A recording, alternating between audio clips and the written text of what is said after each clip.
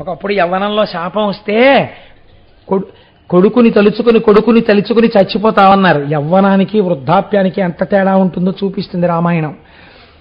ఆయన నవ్వుకున్నాడు. యవ్వనంలో ఉన్న దశరథుడు పెళ్ళవలేదు అంటే నాకు కొడుకులు ఉంటారనుకున్నాడు. నాకు గొడవలేదు, ఇంకా మా దిలీపుళ్ళని తిరగక్కర్లేదు అనుకున్నాడు.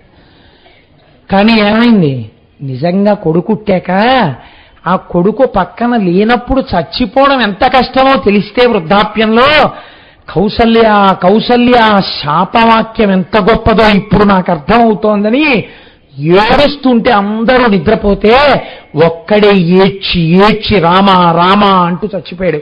ఇప్పుడు నాకు అర్థమైంది కౌసల్య అన్నాడు. మీరు విన్నారు కదా అయోధ్యకాండ. కనుక ఆయన ఒక వరం ఇచ్చేస్తాను, రెండోది కూడా ఇయ్యబడవచ్చు, పట్టుకునేవాడిని ఒకడిని చూసుకోవాలి, పేరు చెప్తాను, శూలిన శంకరుణ్ణి తెచ్చుకో. ఇప్పుడు ఏమని అడగాలండి శంకరుణ్ణి? అయ్యా మీరేమనుకోకండి, తప్పుడు పనులన్నీ చేశారు మా వాళ్ళు కొంతమంది, గంగ పైనుంచి కింద పడుతుంది, భూమి పాడైపోతుంది, మీరు వచ్చి అలా కింద నించుంటే పైనుంచి వచ్చి గంగ మీ నెత్తి మీద పడుతుంది, మీరు భరిస్తూ ఉంటే అక్కడి నుంచి భూమి నుంచి పాతాళానికి ఎడుతుంది, మా వాళ్ళు ఉద్ధరింపబడతారు, మీరు అలా నించోండి అన్నారు అనుకోండి. ఎవడు ఒప్పుకుంటాడండి ఈ పనికి? మీకు ఏదైనా ప్రీతి ఉంటే ఓ పండెట్టండి, ఓ కాయెట్టండి, ఓ కోరుకోండి, నాకు ఇది కావాలని అడగండి, పోనిస్తాం. అంతేగాని మీరు నించోండి నీళ్ళు వచ్చేస్తాం మీ మీదంటే ఎవడు ఒప్పుకుంటాడు? ఒప్పుకోడు కదా ప్రపంచంలో ఎవడు. అయినా ఆయన ఏం చేశాడు అంటే మహానుభావుడు వెళ్ళి మళ్ళీ తపస్సు మొదలుపెట్టాడు శంకరుడు కోసం. ఇది భగీరథ ప్రయత్నం అంటే. ప్రీతస్తేహం నరశ్రేష్ఠ కరిష్యామి తవ ప్రియం శిరసాధారయిష్యామి శైలరాజసుతామహం. మీరు వాల్మీకి రామాయణాన్ని జాగ్రత్తగా చదవండి. బ్రహ్మగారిని వరం అడిగాడు ఎవరు? భగీరథుడు. శంకరుణ్ణి వరం అడిగినట్టు వాల్మీకి రామాయణమనందు లేదు. శంకరుణ్ణి అసలు అడగలేదు. అయా మీరు పట్టుకోండి గంగ పైనుంచి పట్టినప్పుడు అని భగీరథుడు శంకరుణ్ణి అడగలేదు. అడగకుండా ప్రత్యక్షం అవుతూనే శంకరుడు అన్నాడు, ప్రీతస్తేహం నరశ్రేష్ఠ, నువ్వు చేసిన తపస్సుకి చాలా ప్రీతి పొందాను. అడగడానికి మొహమాట పడతాడేమో, ఒకటికొకటి అడుగుతాడేమో, ఇంత చేసిన తపస్సు పాడవుతుంది. ఇది గోకర్ణం మహాబలేశ్వరుడు. అడగకుండా అడగవలసింది ఇచ్చేస్తున్నాడు. ప్రీతస్తే, ఇవన్నీ వింటుంటే గోకర్ణం వెళ్ళాలనిపించట్లేదండి ఒకసారి.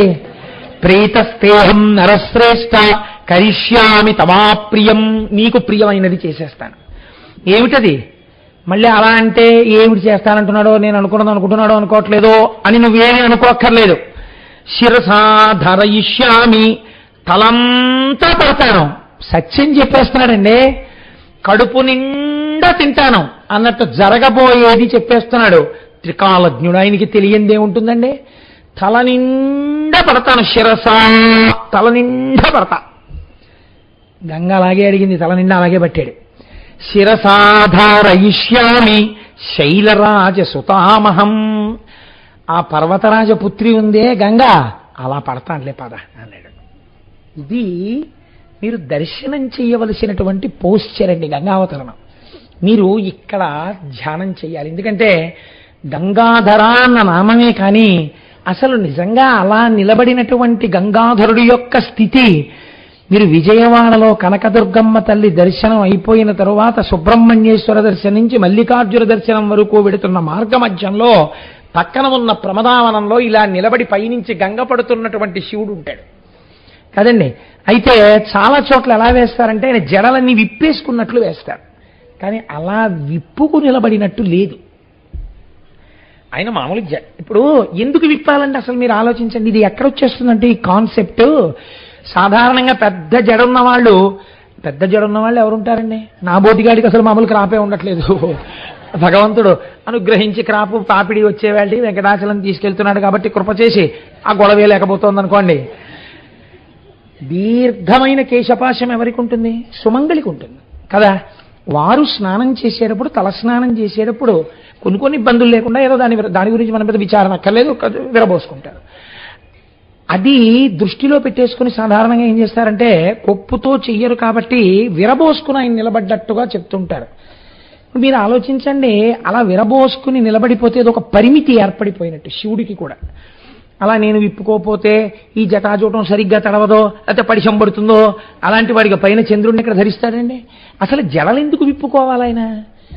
గంగాధరుడు జటలు విప్పలేదు, జటాజూటంతోనే ఉండాలి శంకరుడు కదండి. జటాజూటంతో నిలబడ్డాడు. ఎలా నిలబడ్డాడు? ఎక్కడ తపస్సు చేశాడు? గోకర్ణంలో చేశాడు. గోకర్ణంలో ఉన్నవాడెవడు? మహాబలేశ్వరుడు. అక్కడ వచ్చింది వరం. కాబట్టి మహాబలేశ్వరుడైనటువంటి వాడు ఏ విషయంలోనైనా బలం కలిగిన వాడే. వాడు ఇలా చేతులు పెట్టుకుంటాడండి. అప్పుడు తలకో పరిమితి ఉన్నట్టు కదా మళ్ళీ. కాబట్టి ఇప్పుడు లేకపోతే ఇలా చూస్తున్నాడు అనుకోండి, బాబా పడిపోతుందా లేనిపోను కూడా ఏం లేదు కదా, పెద్ద ప్రమాదకరంగా ఏం వచ్చేయట్లేదు కదా పాయలు అని ఏం చూడటం. ఎలా చూస్తూ ఉండాలి? ధిక్కారంగా చూస్తుండాలి. పడో రా నీ ఇష్టం అని. కాబట్టి ఇప్పుడు ఎవరినైనా సరే మీరు తల మీద ఇలా మోదారనుకోండి, మోదితే గభాలను ఇలా కదలికి వస్తుంది అదురుకి. అలా నాకేం రాదు అని చెప్పడానికి రెండు కాళ్ళు మాత్రం కొంచెం దూరంగా పెట్టి రెండు చేతులు ఇలా పెట్టి ఇలా చూస్తూ రా అని నించున్నాడు. పాండురంగడు సాత్వికంగా నించుంటాడు, ఇక్కడ మహాబలేశ్వరుడుగానే నించున్నాడు. గోకర్ణంలో చేసిన తపస్సు గంగాధరమూర్తి అయింది. అది మీరు అన్వయం చేయాలి. అన్వయం చేసుకుని ఇక్కడ దర్శనం చేసుకోవాలి. ఏమి గంగాధరుడివయ్యా, ఈశ్వర ఏమి నిలబడ్డావయ్యా, నువ్వు మహాబలేశ్వరుడివి. నువ్వు మాకు ఇక్కడ ఉండగా మాకేం లోటు? మమ్మల్ని ఎవరేం చెయ్యగలరు? మమ్మల్ని ఎవరేం చెయ్యలేరు. ఓవర్ బ్రిడ్జి డౌన్లో కారును గుద్ది కింద పడ్డాయా, ఇంకొక వాహనం కూడా వచ్చి తగలడానికి వీళ్ళు ఆగిపోవలసిందే వాహనాలు తప్ప. అంటే నేను ఎవరిని పడిపోమని చెప్పట్లేదు. అలాగా ఈశ్వరాజ్ఞ లేకపోతే ఆయన రక్షిస్తుండగా ఎవ్వడు చెనకలేడు. ఇది మహాబలేశ్వరుడు. మహాబలేశ్వరుణ్ణి చెప్పుకునేవాడిని చెనకడమే కుదరదు. వాడి ప్రారంధం దాటిపోవలసిందే. కాబట్టి ఇలా నిలబడిపోతే గంగాధరుడై హిమవత్ పర్వతం మీద నిలబడ్డాడు. ఎందుకు హిమవత్ పర్వతం మీద నిలబడాలి? పడడం ఒక పవిత్రమైన ప్రదేశంలో గంగ పడాలని నిర్ణయించుకుని నిలబడ్డాడు. ఇంకొక కోరిక కాదు ఆయనకి. ఆయన అక్కడైనా పట్టగలడు. ఆవిడికో పవిత్ర స్థలం చూపించాలనుకున్నాడు. వెళ్ళి నిలబడితే చిత్రం ఏమిటి? ఆవిడ అనుకుందిట మనస్సులో, చతుర్ముఖ బ్రహ్మగారు వచ్చి శూలిన అడిగో నించున్నాడు శంకరుడు. గంగా భగీరథుడి కోరిక తీర్చు. మీరు ఎప్పుడు గంగావతరణాన్ని లోపల దర్శనం చేసినా మీకొకటి దర్శనం అవ్వాలండి. ఈ గంగ మొట్టమొదట ఆకాశంలోంచి జారి పెద్ద ధార శివుడి తల మీద పడుతుండగా ఆ పట్టడం భూమే పట్టలేదంటే ఎంత ప్రవాహం పడిపోతుందో, ఈ శంకరుడు ఎలా పడతాడో పట్టగలడన్న నమ్మకంతో నా కోసమని ఈ పని చెయ్యడానికి సిద్ధపడ్డ పరమాత్మ అని కృతజ్ఞతతో చూస్తూ తను పక్కనున్నాడనుకోండి, ఏమవుతుంది? ఓ పాయ ఈయన మీద పడుతుంది, ఈయన వెళ్ళిపోతాడు ఆ ప్రవాహంలో. కాబట్టి భగీరథుడు పక్కన ఉంటాడా? ఉండకూడదు. అదే సనక సనందనాసులకి దక్షిణామూర్తి ఏంటి? అది మహాబలేశ్వరమూర్తి. కాబట్టి దూరంగా ఎక్కడో నించోవాలి. నించుని చూడండి, ఇంట్లో పెద్ద చెట్టు కొమ్మ కొట్టించుకునేవాడు యజమాని దూరంగా నించుని జాగ్రత్త అంటుంటాడు. దాంట్లో నిష్ణాతులు తారెట్టుకులు అవుతుంటారు. యజమాని కొమ్మ కింద నించోడు, మా కొమ్మే కదా అని. అలా ఎవడు గంగ కావాలో వాడు దూరంగా నించుంటాడు. దూరంగా నించుంటే ఈ గంగ పడుతూ ఉండాలి. అమ్మ గంగ పడుతుంది, శివుడి మీద పడుతుంది, శివుడి మీద పడ్డాక భూమి మీద పడుతుంది, భూమి మీద పడ్డాక పాతాళానికి వెళ్ళాలి. పాతాళంలో బూది కుప్పలు ఎక్కడున్నాయో అక్కడ చోటు చూపించడానికి నేను రెడీగా ఉండాలి వాహనంతో. కాబట్టి గుర్రాలని కట్టుకుని ఉన్నాడు. కింద పడితే పరిగెత్తుకుంటూ గుర్రం మీద వెళ్ళి ఆ రథం మీద వెళ్ళి దారి చూపిస్తాడనమాట గంగకి. ఆయన అలా దండం పెడుతూ కూర్చున్నాడు, దూరంగా నిలబడి ఉన్నాడు.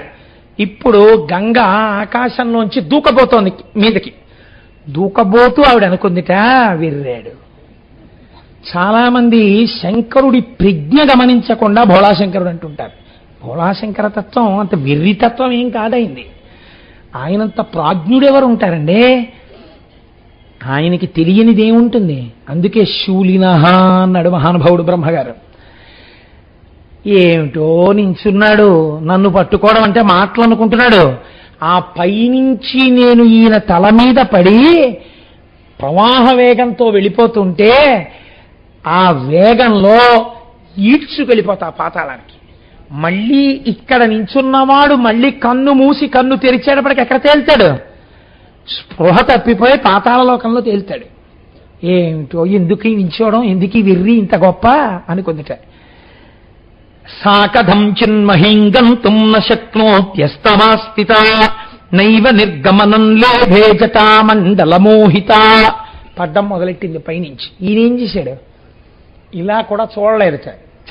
నేను పట్టించుకునేది ఏంటనుకున్నాడు, ఇలాగే నించున్నాడు అంతే. ఇప్పుడు ఏమైంది? ఏదో పెద్ద పంపుధార పడినట్టు గంగా ప్రవాహం పైనుంచి పడ్డామంటే మాటలు అనుకుంటున్నారా మీరు? ఎన్ని పడ్డాయో తెలుసా అండి?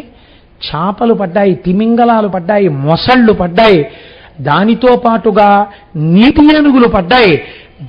ఆ గంగ పడుతున్నప్పుడు వచ్చినటువంటి శబ్దం విని సమస్త లోకాలలో ఉన్న వాళ్ళు తమ తమ వాహనములు చెక్కు ఉంచున్నారు. అయ్య బాబోయ్, ఏమిటి నీటి ప్రవాహం అని. అంటే ఇంచుమించుగా మీరు ఊహ చేస్తే కాకినాడ పట్టణం లాంటి పట్టణాలని ఒక 100 పట్టణాలు ఎంత వైశాల్యం ఉంటుందో అంత ధార కింద పడింది.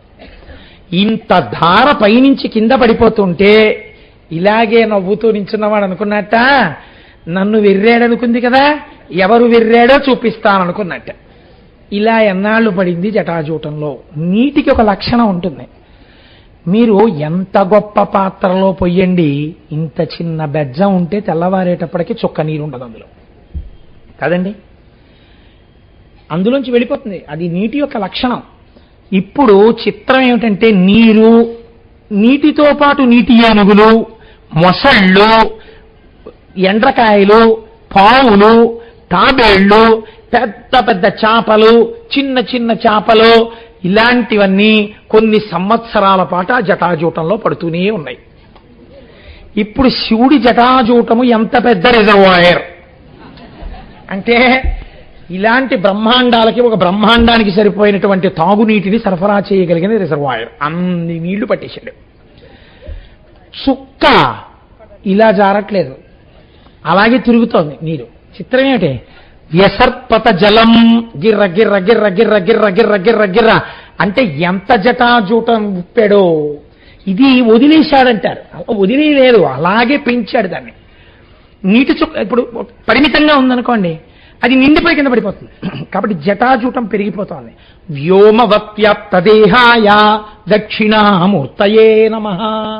ఇది మీరు వామనమూర్తి పెరిగినట్టు జటాజూటం పెరగడం మీరు ధ్యానమునందు గంగాధరుడి యందు చూడగలగాలి.